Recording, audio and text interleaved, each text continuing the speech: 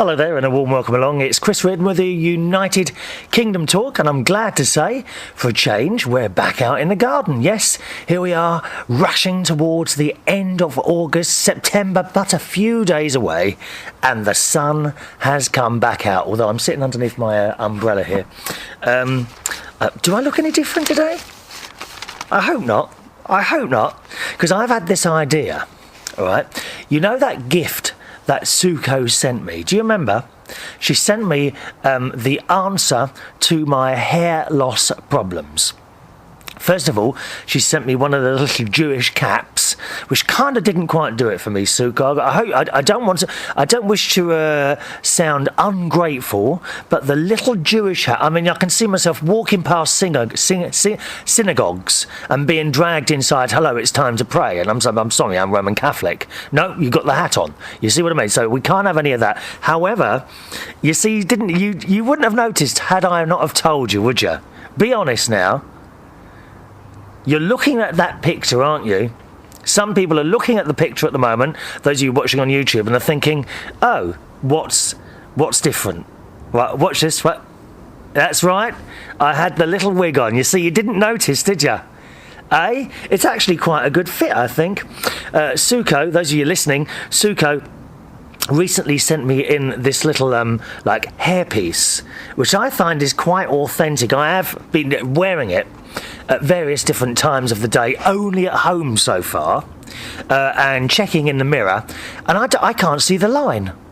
I honestly can't see the line, Suko. So I'm wondering, what do you think of me turning up to work like that one day, okay, with that little wig on and not saying anything to anyone? Do you think they'd notice? And shall I walk around? Because they're idiots, really. You know, a lot of the people that I work with are idiots. To be not all of them, some of them. And I don't think they notice. I honestly don't think they notice. I'll put this little wig on and walk around with it all night long and see if anyone says anything. Now, of course, if I work with you, okay, if there's anyone listening or watching the show at the moment and I work with you, then clearly you're not an idiot. It's only the people that don't listen to the show that tend to, at some point in their lives, turn up as idiots. And I could put that, like, wig thing on, leave it on the whole night, and then see if anyone says anything. What do you reckon? There's an email address to the show. It's chris@unitedkingdomtalk.co.uk. Chris at unitedkingdomtalk.co.uk. Thank you, those of you that kindly sent some emails to me to pass on to my sister for the loss of her dog, a couple of which I'll read out a little later on.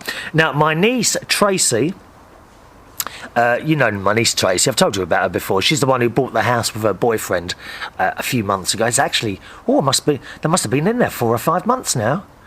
Doesn't the time go quick? Anyway, she's got a dog as well, a chocolate Labrador, gorgeous dog, and the most beautiful eyes this dog's got. And it just, you know how dogs look at you, and they've always. And what is it with dogs that they've got sad faces most of the time, haven't they? Cats haven't. Cats haven't got sad faces. Dogs have got sad faces. Anyway, her dog has been having trouble walking.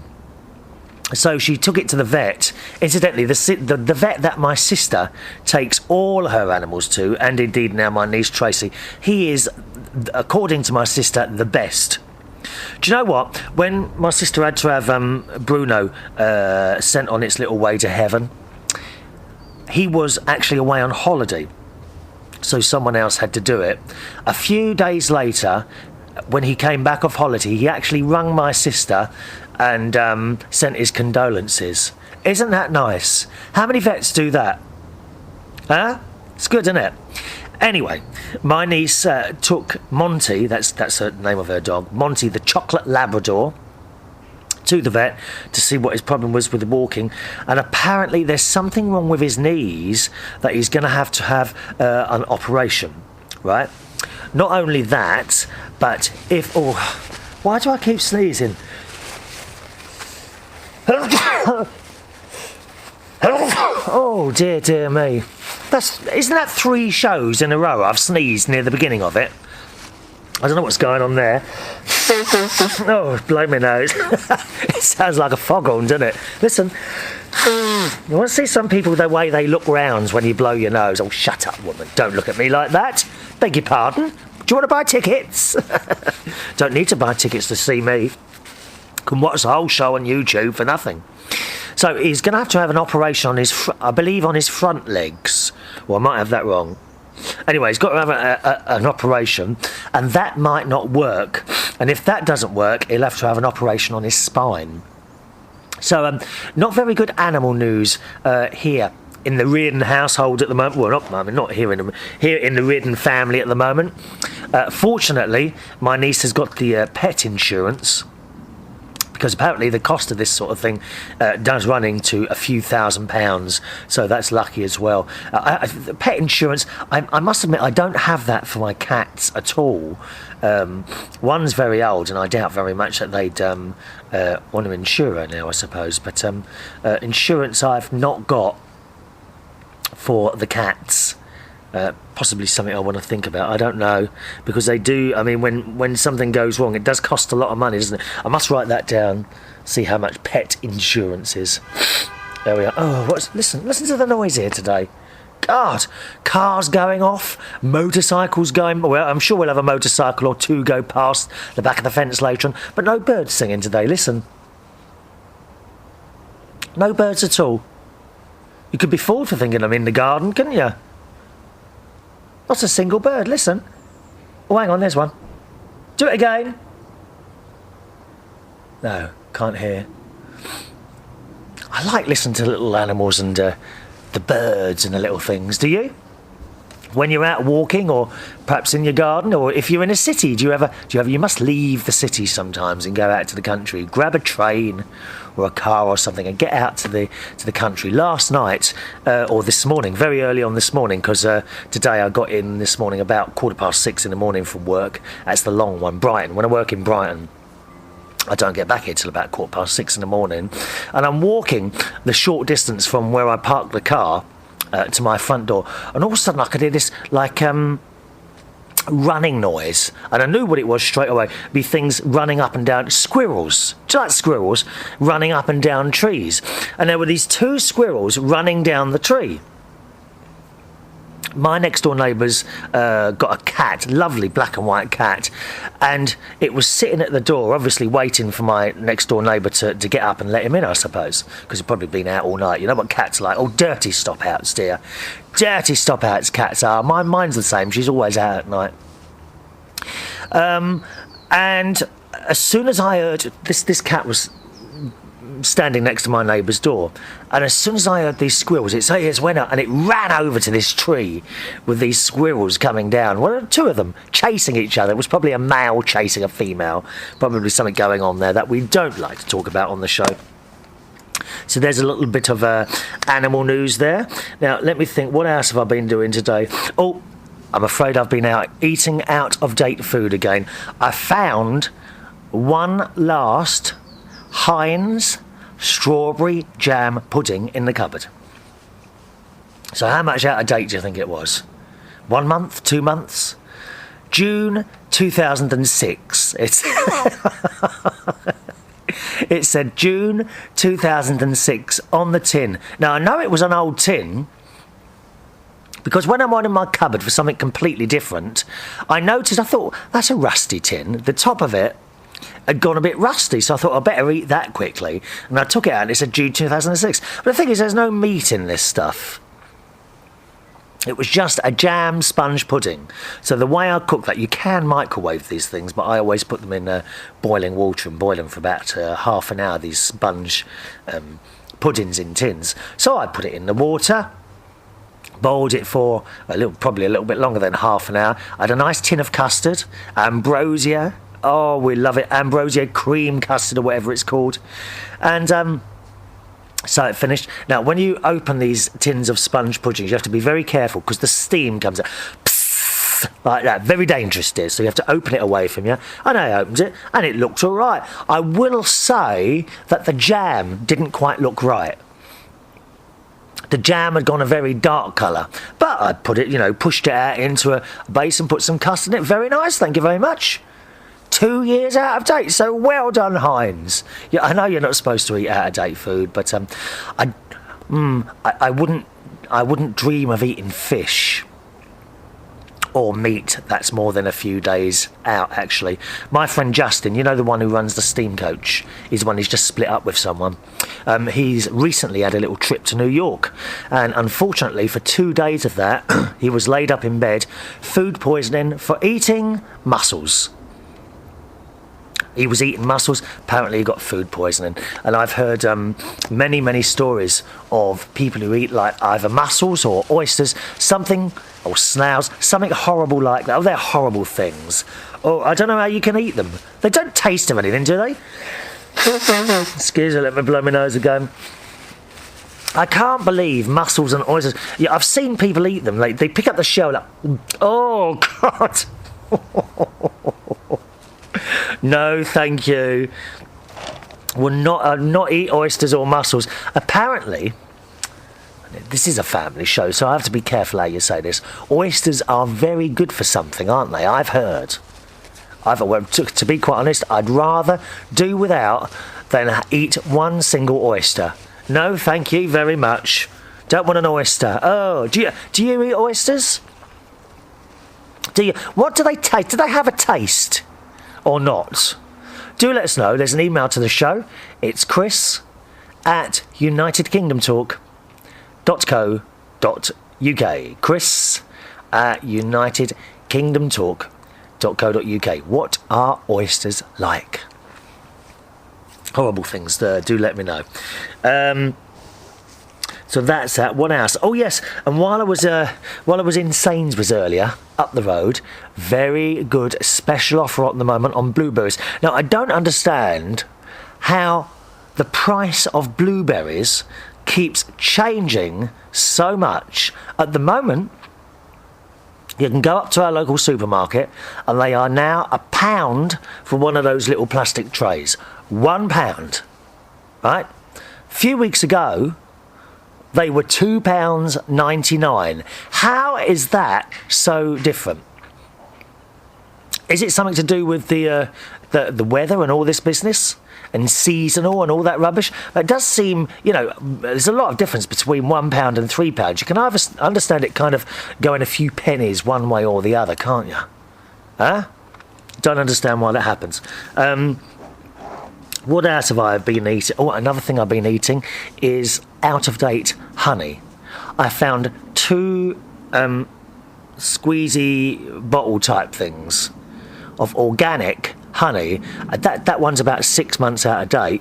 Again, it tastes all right. What I have some bran flakes, blueberries on top, and then I have honey all over it, and then milk on top of that, which is very, very nice. A beautiful breakfast. Might want to try that one in the morning. All right.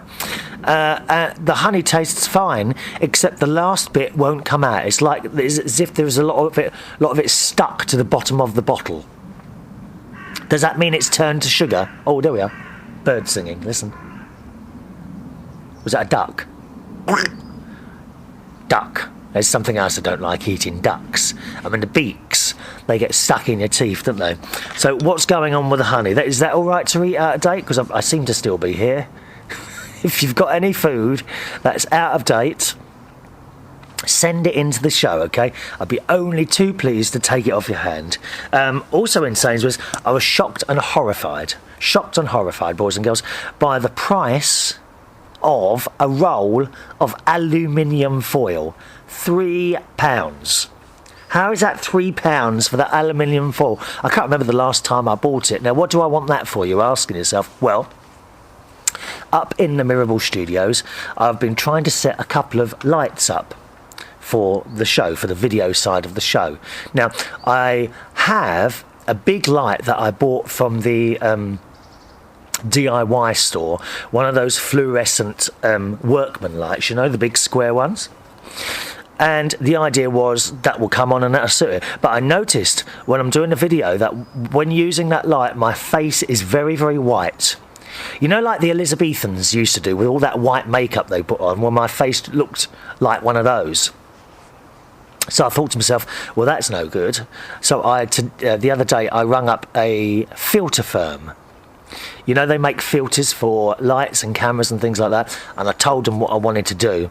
And he says, well, to be honest, he says, we do all this stuff for television and all that, but you don't need that. If you're just, using a little webcam and in a small room, he said, you'll probably be fine with a normal, not an energy-saving one, but a normal tungsten or whatever they're called. You know, the ones with a little wire around, one of those light bulbs, or maybe two, and put that in front of you. Don't sit too close to it, and that'll be it.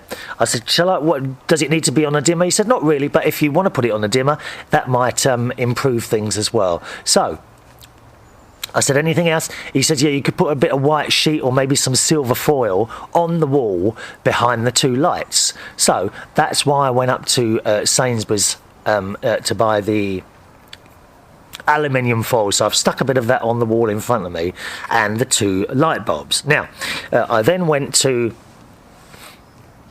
the DIY place to get some light bulb sockets and some light bulbs. Now, of course, I didn't know which light bulbs to get, so I bought 200-watt Pearl light bulbs. Okay, so I've put them in, I've wired it. Oh yes, I can do all these. I can do electrics. Yes, I can do electrics. Don't panic yourself. No one's blown up yet. Okay, so I positioned these two light bulb sockets on the wall, fitted the dimmer and the plug, put it all on, turned it on they came. I thought, fine, so let me do a little bit of a test video. So I started the video camera going, turned the lights on. Now, the only thing is, I'm now looking rather yellow. I mean, if you saw when I was testing this out, you would have thought I had a jaundice or liver failure or something like that. So I'm not quite sure what was going on there. I rang another friend who used to do... oh, blimey. Nearly attacked by a bee then. I rung my friend who's done a lighting course. He said, what bulbs are you using? I said, well, 100-watt ones. He said, they're probably all right. He said, although I would have said you would have only needed 60 watts as you're so sort of quite close to the lights anyway. I said, well, why is it going yellow? He said, it might be that you need clear bulbs rather than opaque ones. So I'm going to take those. I mean, they're only 89 pence for 4 bulbs. These normal, not the energy-saving ones, the normal ones, they're only 89 pence now. So when I finish the show today, I'm going to take those 4 back down to the DIY place and swap them over for the clear ones and see if that makes any difference as well. But I don't want to be looking yellow. That's worse than looking white, isn't it? On the television screen, awful. So I'll let you know. Anyone who's got any advice on that? Why was I looking yellow? Was it the type of bulbs? I guess it must be. Must be. Always looking at ways to improve things. Always. Let me know. Chris at unitedkingdomtalk.co.uk. Chris at unitedkingdomtalk.co.uk. Right, we're going to do some emails now. Oh, the corn on the foot, gone. The corn on the foot. I nearly forgot to tell you about that. Let me just have a quick look at this. Was it that one? Yeah, it's gone now. Quite pleased to say that's gone. I hope right, if you're eating, put your dinner down now. You know, I've been using these corn plasters, right, and they've got medication on them in the middle where the little round bit is that kind of goes over your corn. Well, I've been using them for about 4 days, I think, about 4 days. So I've got through three corn plasters in 4 days. And last night, I was a little bit bored at one of the jobs I was doing. So I took my... No one could see, fortunately. It was a bit of a quiet night. So I took my my shoe and sock off while I'm sitting there playing the records. And I thought, I'll just have a quick look at this. And I pulled the corn plaster away a bit. And I gave it a bit of a rub. And I noticed the corn was coming away at the edges on my toe. It was like was coming away. So I started sort of moving it backwards and forwards. And sure enough, all round the outside came loose. But the bit in the middle was like a stalk. It was like a stalk continuing to attach it to my foot. So I started pulling it, and actually that was hurting, and I thought, oh, if I pull this, and am I going to be left with a gaping great hole in my toe that starts bleeding? And I didn't want that because I had a good hour and a half to drive home. And I thought, no, I shall persevere and be very, very careful. So I pulled gently, keeping an eye that there wasn't any cuts underneath. And eventually, after a minute or so, the whole thing came off in my hand. Now, I just want to point out I didn't eat it. I know we were talking about eating what a corn would taste like in the last show, or the show before, I think it was. I just want to point out I did not eat it. I simply dropped it onto the floor, and the cleaners can sweep it up in the morning. And it was all pink. So my foot feels much better now, and now I know how to deal with corns. So if you've got any feet problems, anything like that at all, send us an email, pop round here, and I'll be glad to have a good look at your feet, okay? Chris at unitedkingdomtalk.co.uk is the email address. Right, let me just cross some things out here because I've been talking about them. Of course, the Olympics will be over now by the time you watch this programme. I've enjoyed every moment of it.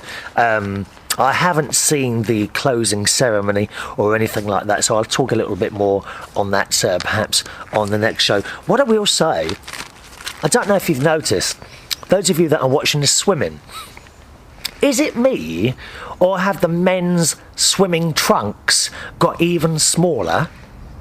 What's going on? I mean, they're practically pornographic. When these blokes turn around, you can see the top of their bums showing from these swimming trunks. I mean, I don't know why they're bothering wearing them, some of them. Did anyone notice that? Did you not notice that? You know, when the divers or the swimmers... I know some of them have got those all-in-one things. You know, those all-in-one black things. And they just look awful. I mean, obviously, my guess is it kind of holds you all together and makes you more streamlined, and anything to knock the tiniest part of a second off your time is good, I suppose, for what they're doing. But those that are wearing the swimming trunks, there was a particular one, I think it was a Chinese guy, and he had these blue swimming trunks on, and he turned around, I think he must have been diving backwards. Let me try and remember. I can't remember now. I think he was diving backwards, and when he turned around, I noticed like the top sort of half an inch, centimetre so, top of his bum was showing. I thought this is supposed to be a family event, the Olympics. Bits and pieces falling all over my TV screen. Dreadful. What are these swimmers up to? I mean, after 2 hours carefully studying every single person that was on there, I thought, I can't watch this anymore. It's rude. Did you notice that as well? The size of those swimming trunks this year. Right, and then of course Gordon Brown, I saw him, he's in Beijing at the moment, and as I say, I haven't seen the closing ceremony yet. Of course, by the time you see this programme, it will have been and gone. But Gordon Brown, I mean, what a man to go to the Olympics. Gordon Brown, you don't get much unfitter than that, do you? Eh? You don't get more unfitter than Gordon Brown. I would have thought he would have sent... and Boris Johnson, also known as Bojo. Now, Boris Johnson is the Mayor of London, okay, who we actually quite like. He's got a personality. He comes round as an all-right... and he comes out with stupid things now and again, which absolutely have me in stitches. I like Boris Johnson. I actually quite liked Ken Livingstone as well before him. But the Mayor of London, is it sort of a thing, a part of the job is that you've got to have a very good personality, and that man has got a really good personality. Someone I'd like to meet. Boris Johnson and me, I think we get on like a house on fire. I really do. But Gordon Brown, at the closing ceremony for the Olympics to get the flag, well, God knows how, is he going to lift the thing? I don't think he's strong enough to lift the cloud off the flag off the ground, is he? And you couldn't wish for someone more unfit than be on the stage at the Bird's Nest Stadium, could you, eh? Gordon Brown at the Olympics, whatever next. Anyway, London next in 2012, and I've decided that I'm going to do my damnedest to get tickets for the opening ceremony at the London Olympics. Now, apparently, I was checking the website and they will be going on sale in 2011, and I really, really want to go. I'm not a great sports fan, to be honest. Not at all. But I really, really would like to go to the opening ceremony for the Olympics in 2011 in Stratford in London. So fingers crossed for me, and hopefully, fingers God willing above, I'll still be doing this programme then. Who knows? Right, let's do some emails then. First of all, I want to say hello to Christian, who says, "Hi Chris," he sent me a Facebook message. I am on Facebook as well. If you type in Chris Reardon London, I know it can be very, very difficult to find people on Facebook. I found it incredibly difficult to find people on Facebook. I've had people standing next to me at work while I'm on my laptop and my mobile internet thing. I've had people stand and say, "Oh, go and add me," and you put in their names and they can't even find themselves. I don't know what it is about that Facebook. I do find it very hard to find people.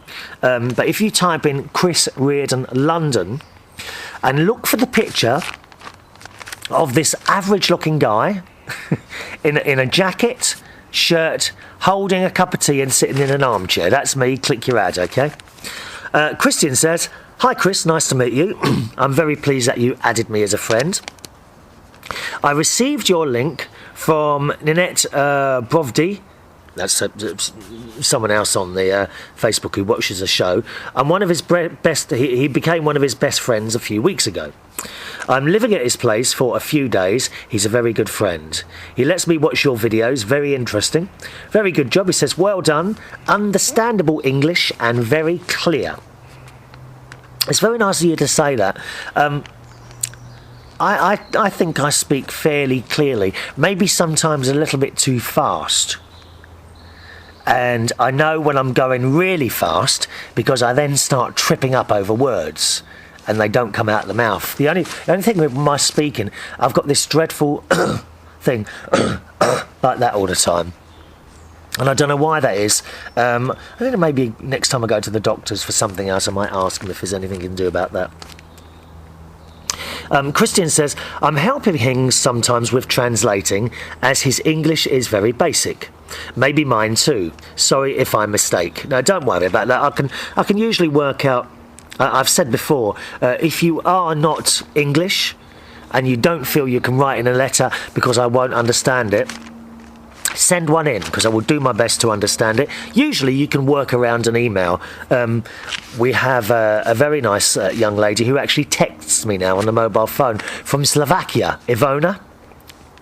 Now, she used to listen to the show on FM in Slovakia, but it hasn't been on FM in Slovakia the last couple of months or so, although I gather it is going back on FM in October, so she'll be able to listen again. But she writes similar emails and text messages to your letter, and I can work them out, so don't worry about that. If you ever want to write in a letter, don't worry that the English isn't perfect. I'll work it out, OK? Everyone can join in. He says, "Well, Chris, I hope we can go along and start with our friendship. Hope I haven't annoyed you too much. Take care. Catch you soon, mate. Hooroo!" From Christian. So, welcome, Christian. Welcome to the show. Thank you for emailing in. Tony, our mate Tony, all right, who always sends his messages via MySpace. I wish you wouldn't do that, Tony. Can you not use the email the same as everyone else, please, if you don't mind? I have to keep going looking everywhere for these letters. They come all over the place. And Tony has now found how to download the show onto his little video thing. What is that called? Is it a PlayStation thing you've got there? Anyway, he sent me a picture of the show on this little handheld gadget, which is marvellous, really, so thank you for that. And he wrote, in a reply to one of the other things we were talking about, "Don't know how easy it would be for you to get into American talk radio. It's very competitive. I have a friend who was a radio DJ a few years ago with a small town station, and he told me you just can't make a living out of it unless you manage to get into a mainstream station or a network. Most of the stations around here use mostly networked programming for talk, a lot cheaper than paying a show host. Bad side, you hear? The same damn thing turning across the dial." Yeah, well, it's a bit like that, as you know, here in the UK. Unfortunately, since money men took over radio stations, it's not so much now that their main concern is making money, unfortunately. Okay? You have good presenters. You have bad presenters. But when they all start sounding the same, it's just boring. Boring, boring, boring. You know, there's... Oh, can you hear that's the phone going? I don't know why they ring at this time. They know I'm doing my little show. So I shall ignore the phone. Can you hear it? You recognise that tune? You do, don't you? Yep, that's the old theme music to United Kingdom Talk going off there. Yeah, and I think if you went in... Put it this way. If you went into a pub or a bar somewhere and everyone was the same, wouldn't that be boring? Well, that's what the radio people want to do now. Or that's what they do now. Tune across the dial. Everyone sounds the same. Even, I'm sad to say, some of my most respected DJs from years and years ago, when they are on certain radio stations, okay, notice how I'm being so careful not to mention them, when they are on certain radio stations, even they sound the same as everyone else on that particular station, or that particular group of stations, and, quite frankly, it's boring. Boring, boring, boring. So we don't listen. And that's the thing with doing this show, Tony. Although I would love to be able to be paid to do this show, so that I could then maybe not work so many nights and put more into this. I can't do that because no one seems to be able to get paid to do this thing anymore. On the other hand, the very fact that I enjoy doing it, as I've mentioned many times before, the fact that I enjoy doing it makes all the difference anyway. Isn't it better to do something for nothing that you love doing than something for whole heaps of money that you absolutely hate? You ever spoke to a bank manager who enjoys his job? Not many of those around, I'm afraid. A few of them, perhaps. One of my cousins, he works in a bank. He hates it. He gets an awful lot of money. He absolutely hates that job. Funny, isn't it? Is anyone watching or listening to the show who hates their job? What do you do? What do you do? Let me know. Chris at unitedkingdomtalk.co.uk. Okie doke. That's it, isn't it, from Tony? Thank you very much, Tony. Nice of you to hear. Nice to hear from you, sir. Someone also sent me a little picture, young Luke, on the Facebook. And if you have a look at faceinwhole.com, what they do is they have pictures of different people, and they take your face and put you in that person's head. And there's a very strange picture of me there, I must tell you, and I will try and copy that picture and attach it to this particular show, okay? So you want the show entitled if you go to unitedkingdomtalk.co.uk, you will be able to see the picture there, okay? United Kingdom... I won't tell you what it is. It's quite amusing. United Kingdom... And no, it isn't me really dressed in those clothes. All they've done is take my face and put it in someone else's head, okay? unitedkingdomtalk.co.uk, and look for the show dated Tuesday the 25th of August, okay? Look for the show dated... hang on, I got that wrong. 5, 6. Tuesday the 26th of August, okay? Once again, go to unitedkingdomtalk.co.uk and look at the show entitled Tuesday the 26th of August. And there you'll see that little picture that someone's done there. Hi to Suko, who sent me a lovely email to pass on to my sister. And I'm going to read this out because it's not like a private email. This is a sort of lovely thing that people do sometimes. And she writes to my sister, "Dear Sharon, please accept my sympathies and empathy for the loss of your dog Bruno. He was a gorgeous dog and very apparently well taken care of. I'm sure that after the mistreatment in the beginning of his life, he appreciated all the laugh and good care you gave him." Yeah, because Bruno was mistreated at a young age, unfortunately, and my sister rescued him.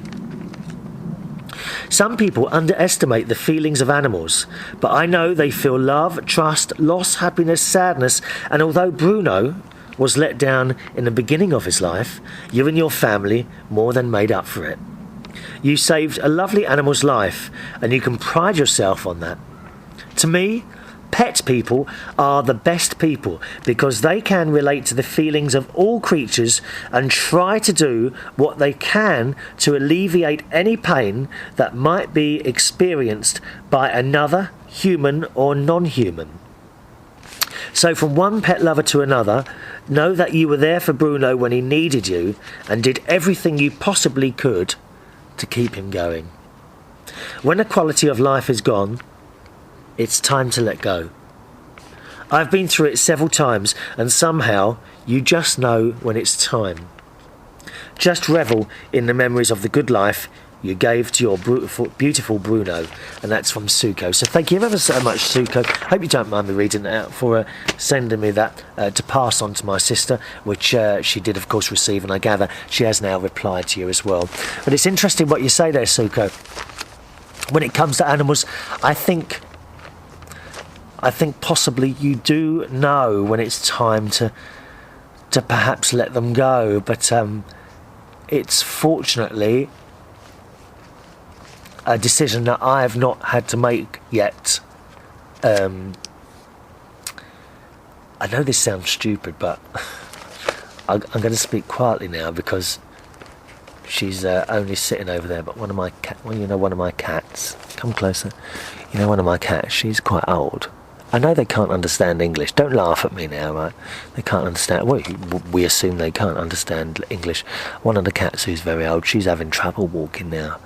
And like sometimes I look at her and I'm thinking, oh, you haven't got much time, have you, girl? You know what I mean? So, I wouldn't like to lose a cat like that. I've had her a long time. Yeah. When I was living in my flat in Wandsworth, and that was before I reckon since 1990 at least. No, earlier than that. I reckon I've had that cat since about 1987, roughly around 1987, so she's quite old now. She has trouble walking. Oh well, we'll have to see. Onwards. Thank you, Suko. Gonna say hi to Nikki, who's in Saudi. How are you, my darling? Now, Nikki has recently moved out to Saudi from the UK to do work, and I sent her a little message the other day on the Facebook, and she says, have you gone yet? And she says, yes, I have gone. I am here. Now, look at this. Probably not as easy for you to relate if you're in a hot area somewhere, but here in the UK, fairly temperate. It never really gets that hot. I don't think I've ever experienced temperatures more than 100 degrees Fahrenheit. Okay? Well, how about this? She says, yes, I've got here, and I am here. It is my third week here. God, Chris, it's mad. She's in Saudi Arabia, okay? Never seen so much construction work. They sell all of the apartments off plan, and they go up in price every week. Unbelievable.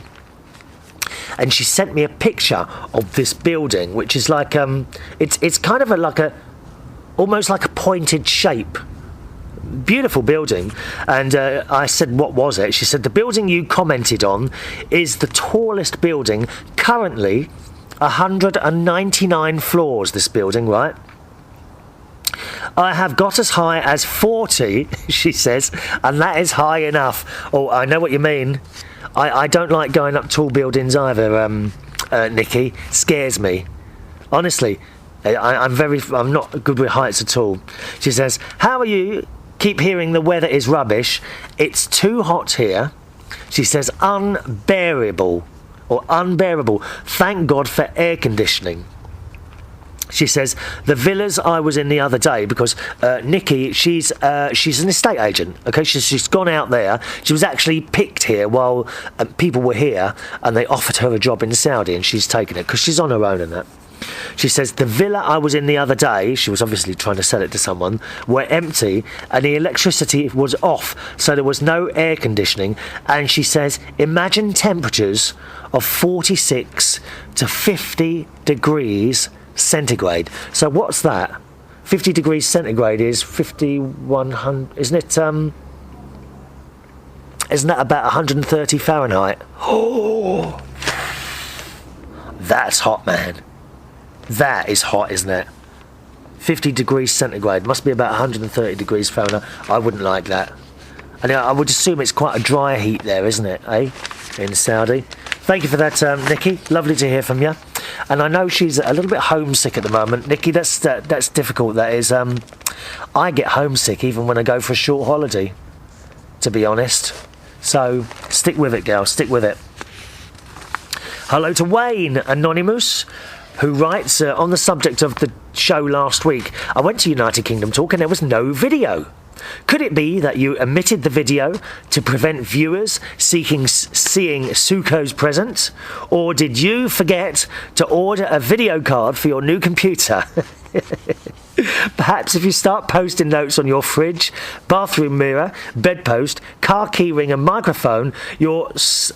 What's this mean? Slowing with passage of time memory can continue to function through the holidays. Poor Chris. What a cheek. No, there was something actually wrong with the Libsyn website hosting thing last week. But that's sorted out now. But thank you for letting me know there, Wayne. Quite often, sometimes, if there's something wrong, I might not notice it myself. So I always appreciate anyone writing in and saying, hello, Chris, something's not working or something like that. And then I will sort it out because I don't always notice that. Ross P wrote to me the other day and said the forums are no longer working. Yes, I noticed that as well. Don't know why that is. However, I know that people stopped using them, so it's quite possible that I suppose they've taken them off. So I will remove the link and we'll close the forums now as people stopped using them, all right? But if you did use them in the past, hope you enjoyed that. Okay, we might do that again in the future. Wayne also writes that I'm happy to learn, because I then replied to Wayne's email. He says, I'm happy to learn that your new computer will lessen your wait time downloading video. No, you got the wrong thing there. You got the wrong thing there, Wayne. The new computer, the whole idea of buying that new computer was because when I've recorded the video side of these things, the computer then has to save what you've done. The old computer took 2.25 hours to do this. The new computer saves the show in 20 minutes. So that's a considerable saving in time. So I'm quite pleased about that.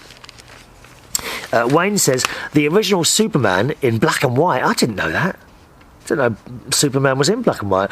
It always started with the announcer saying, faster than a speeding bullet.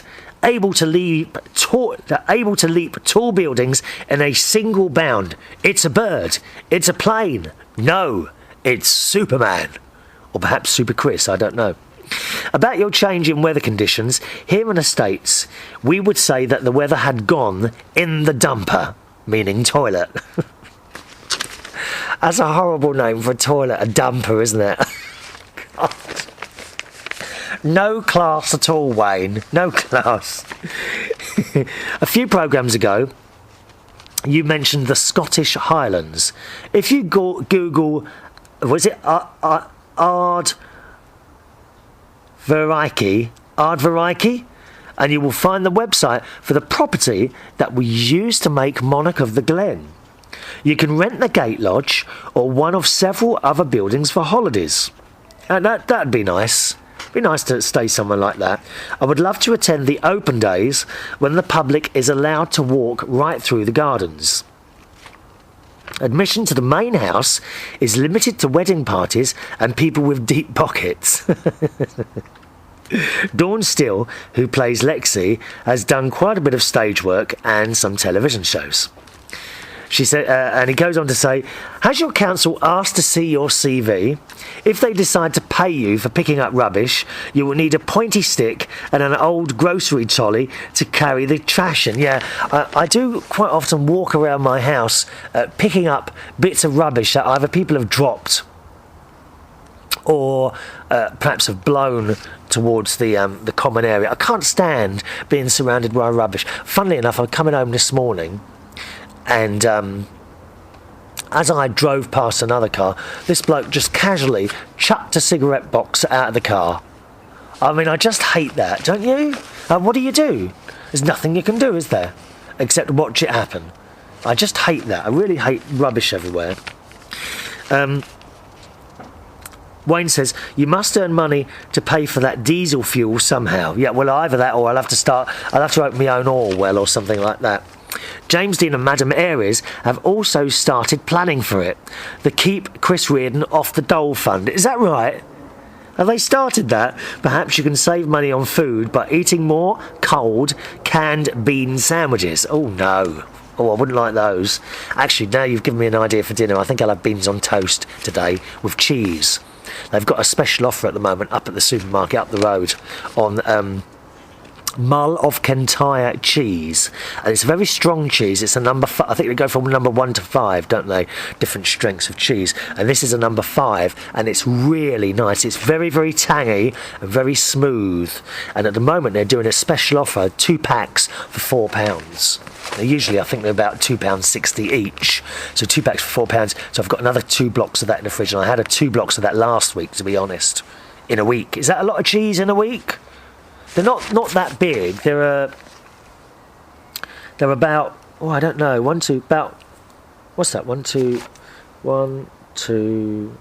I would say about 3.5 inches across as a square, and about an inch thick. So they're not enormous bits of cheese, but it's really nice. If you're in the UK, remember that Sainsbury's doing a special offer at the moment. Mull of Kintyre cheese. Do try that. Really, if you're a cheese lover, try that one. Mull of Kintyre cheese, okay?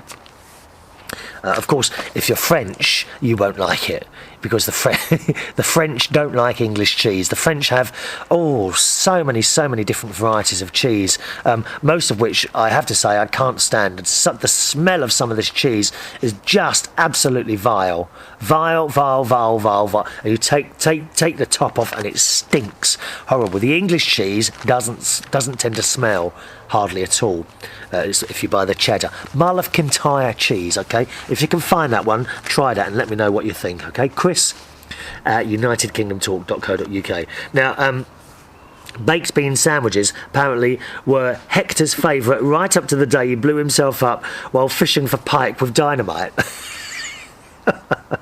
Who's Hector? I don't know, who are you talking about now, Hector? I don't know who Hector is. Who's Hector? Don't know who that is, Wayne. Enjoy your new computer and bye for now, Wayne. Yeah, it's all working now. Computers, I buy them to do a job. I'm not actually, and that sounds stupid, I'm not actually into computers. Alright? My friend Carl was telling me that it would be actually relatively easy now that I've got a new one up and running, to upgrade the old one. And he says it can be quite easy to simply, he always uses his term simply, I mean, you're having a laugh, to take an old motherboard and processor out and put a new one in, and then, hey presto, you've upgraded the computer and a lot faster. But I will probably do that actually to this one, but I think I might get someone else to do it, Carl. So when you come down to visit your brother in Reading, do let me know, alright?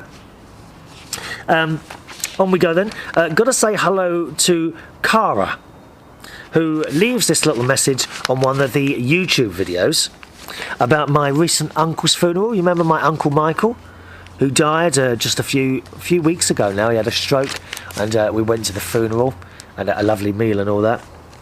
And Cara writes, I don't know who Cara is, rest in peace, Mike. I think they were, because I was mentioning some beautiful flowers. It was like a very large red cross with white ribbons in it. And Cara writes, rest in peace, Mike, as in Uncle Michael. I think they were our flowers that you were talking about with the red ribbons and white flowers because of Arsenal. Yeah, he was a fan of Arsenal Football Club. I didn't go to the funeral. My mum says she thought it would be best if I stayed at home, but I wrote a message on the flowers for him, and my mum and brother did too. I go to Superarts. Just thought I'd let you know. So thank you very much for that. I think your name's Cara. Well, that might just be your YouTube name, but that's the only name I've got there. And Superarts is the theatrical dancing school that my auntie Renee and my cousin Susan and my uncle Michael run. Well, of course not Michael now, but Michael used to do all the paperwork, and he would do things like if one of the kids, I hate that word, kids, if one of the children rang up and said they couldn't make it to the venue where they did the lessons, then Uncle Michael would say, why is that? You know, well, why can't you come? Or I can't get there, my mum's gone out or something. And Uncle Michael would actually then go round and pick the child up from wherever they lived so that they wouldn't miss a lesson. How fantastic is that? Huh? It's good, isn't it? And this is obviously one of the dancers who found the YouTube video by simply typing in Superarts to the search engine on there. So loved to hear from your Cara there. And as I say, I did write back to them and say, how did you find us? Apparently typed in Superarts into YouTube. So thanks for taking the time and trouble to write in there. Hi to Doug. It's our mate Doug. And says, your problem with your new computer made me think of this story. Remember that on the last show, I said to you when I opened it, the box and everything, it kept making bleeping noises, and the fault was the W letter was stuck down on the keyboard, which I managed to fix. Oh, are we running out of time here? We are, aren't we? I've got 5 minutes left. So here's the story. Letter W goes missing from White House keyboards. President George W. Bush has lost his middle initial from many computer keyboards at the old executive office buildings in the White House complex. Now, this story was going back to January the 23rd this year. In apparent prank carried out by departing... it might have been earlier than that, actually. No, 2001. You've got a good memory, Doug, to remember bringing up stuff like this. 24th of January 2001 this. President George W. Bush has lost his middle initial from many keyboards. In an apparent prank carried out by departing Clinton administration staffers, Bush aides discovered that dozens of computer keyboards were missing the W key. Bush aides said on Tuesday that the W was marked out in some cases, but often the key had been removed and sometimes taped on top of doorways or damaged with the spring broken. Naughty people. The new team was studying whether any of the keyboards could be salvaged, but it appears in many cases they would simply have to be replaced. In the West Wing, the computers seem not to have been vandalised. I have my W, White House spokesman Ari Fletcher said. Bush made a big deal out of his middle initial during campaign rallies, often holding up the middle three fingers of his hand to form a W. He is popularly referred to as W. Bush's middle name is Walker. George Walker Bush, what a name. He would joke to crowds that if his Democratic presidential rival Al Gore was so smart, why did every internet address start with a W? And not just one W, 3 W's, he would exult. Bush aides were working to repair or replace the keys. Oh dear. Thanks for that one, Doug. Well spotted, sir. Now, we've only got 3 minutes left here.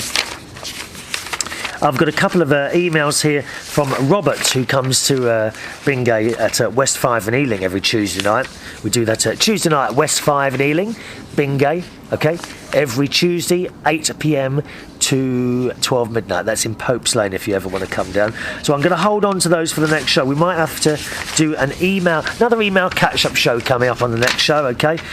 Meanwhile, so I'll hold on to those if that's all right for you, Robert. Marsha writes, hi Chris, hope you're well. On your last show, Catherine asked about which shows you might suggest she use. I would suggest one of the first of your shows that I listened to maybe a year ago. It was funny when you were discussing the real estate agency that handles your rental properties. This show was very funny and I still remember it today. And Marsha writes, it was the 4th of October 2007. All right, Catherine? So there we are. You see, everyone helps each other on this show. We like that. Everyone helps each other. Finally, Finally, it happened to me. Let's say hello to Joe from AmericanTalkUSA.com, who says, not sure if I'm worthy of the title Head of Technical Support. Yes, you are, Joe. Yes, you are. But like you, I enjoy helping my mates. He says, I like this Terry Turner character with the fireworks animation letter. Did the thought cross your mind that Wayne, Anonymous, had invented this Terry Turner character as an alias? He says, just joking, of course. Sacrilegious visual garbage, reincarnation of the Marxist paradigm, what's that word? I don't know what that word is. Of fascist totalitarianism. Oh, blimey. Are you testing my tongue today? You give me tongue twisters to do. What the? He says, that is the polysyllabic night. Oh, for God's sake, Joe, you're having a laugh, aren't you, with these words?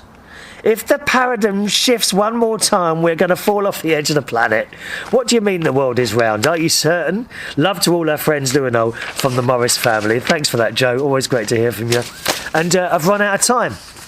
As always, thank you very much for joining me. We'll do an email catch-up programme on the next show. A couple of emails here from Robert, from Gemma in Spain. We hear from Gemma at last.